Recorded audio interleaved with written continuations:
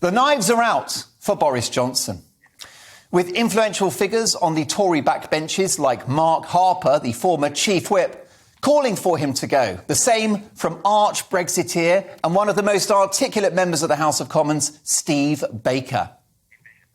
These are premium top-grade politicians who have been courageous in their criticism of the government during the pandemic, particularly in relation to those ruinous lockdowns that have caused the devastating cost of living crisis that we're now facing.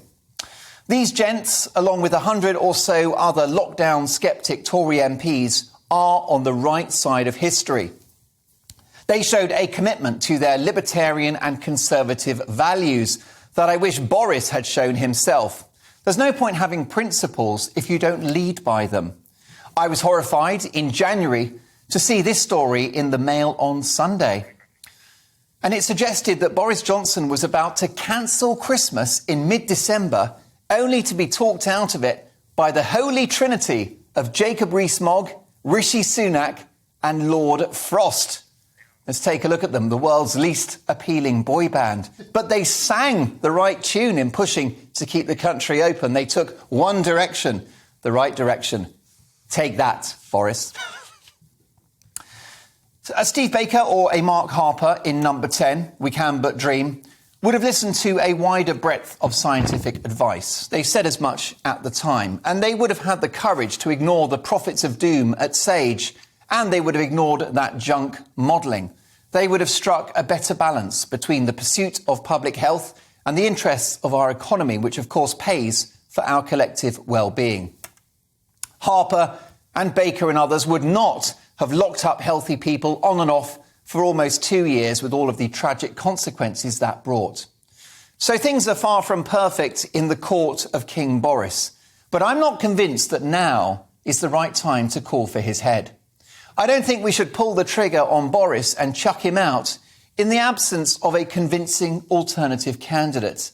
For me, that would have been Rishi Sunak, a Brexiteer, a reported lockdown sceptic, a self-made man and a teetotal workaholic with family values, and someone who would be our first Asian Prime Minister, another great milestone in the history of this country. Sunak reportedly pushed back on many of the government's worst excesses in relation to COVID measures. There are rumours that he threatened to resign if Boris cancelled Christmas last year, as per that Mail on Sunday story. But with Sunak effectively out of the race due to his wife's tax affairs, which make even Jimmy Carr look honest and upstanding, you're looking at these options for the top job. Here are the runners and riders. How about Liz Truss? There she is. In Liz, we trust. How about Priti Patel? Here she comes. Pretty good at her job, certainly of late. How about this hunt? Jez we can. There's also this chap, Tom Tugendhat. Easy for you to say. Penny Mordaunt, give us a penny for your thoughts. I want to be PM. By Jove, not Gove. Here he comes. Oh my goodness, that'll keep you awake at night. And last but not least, Sajid Javid. You're javing a laugh, aren't you? Now, they are all decent politicians, but none of them jump off the page, do they? Or get the pulse racing. It's my view that in the absence of a strong candidate, i.e. Rishi Sunak, who I'd love to see in the top job, Boris must stay. And notwithstanding my criticism of the PM, Boris is going the right way about proving me wrong. Firstly, he's got a grip of the Channel migrant crisis, which I consider to be a humanitarian disaster and an evil exploitative business model run by gangsters that must be smashed. Costly and logistically hard though it is, the whole point about the Rwanda plan is that it's designed to be a disincentive to the criminals themselves who are behind this operation. These appalling human traffickers who have blood on their hands will not be able to lie to their victims now, extorting thousands of quids from them with a promise that they'll get them to Dover. Also, Boris has shown a pair of balls in relation to extreme trans ideology, one which denies the very fundamental idea of biological sex. Boris correctly defined what a woman is, And if there's anyone with an intimate understanding of the female anatomy, it's going to be Bojo. Better than Keir Starmer, who can't define a woman and who has neither a cervix nor a backbone. Boris Johnson famously got Brexit done, and the signs are that he's taking advantage of our independence to get trade deals across the line. This week, cajoling the Indian Prime Minister, who runs one of the fastest growing economies in the world, with a population of 1 billion people. And Boris is going to get this guy to sign on the dotted line and to back global Britain. We are already trade deals a go-go, with many more to come. And I read with pleasure in today's Mail newspaper that the Prime Minister is considering tearing up that wretched Northern Ireland Protocol, which places an invisible border down the Irish Sea and which disgracefully divides our country. Boris is also clearly keen to reintroduce some rules of fiscal prudence and to stop printing money, as proved by the tough love budget that the Chancellor delivered in March, signed off by the PM himself. Siren calls for more government investment, which you and I know means borrowing and living beyond our means, will simply further fuel inflation via the printing of yet more money, and it will make it harder in the long run for working Brits to get by. And Boris has smashed it in relation to Ukraine, offering colossal support to Zelensky and the good people of that war-torn country.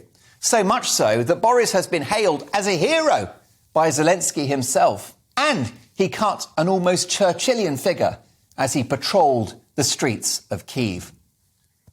Plus, we used our Brexit advantage to do our own thing when it came to vaccines, stealing a march on EU nations like France and Germany by upwards of 4 months. So why are Labour so keen to see the back of Boris? Because he remains a colossal electoral threat.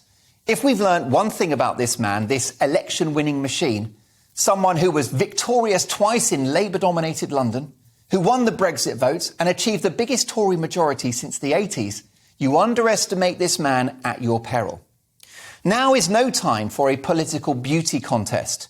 And if Boris gets his house in order, promises no more lockdowns, and presides over a more disciplined Number 10 operation, and one that runs on energy and hard work rather than Pinot Grigio and Jacob's Creek, not only can he see out this crisis, but he can return a solid majority in 2 or 3 years' time. Or even a snap election in 2023. Watch this space.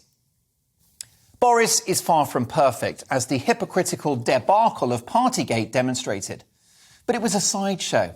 For me, it was the profoundly damaging and, in my view, failed COVID measures which were the sackable offence, and for which we are now paying a societal and economic price, not to mention damaged kids and a broken NHS with a waiting list as long as your arm.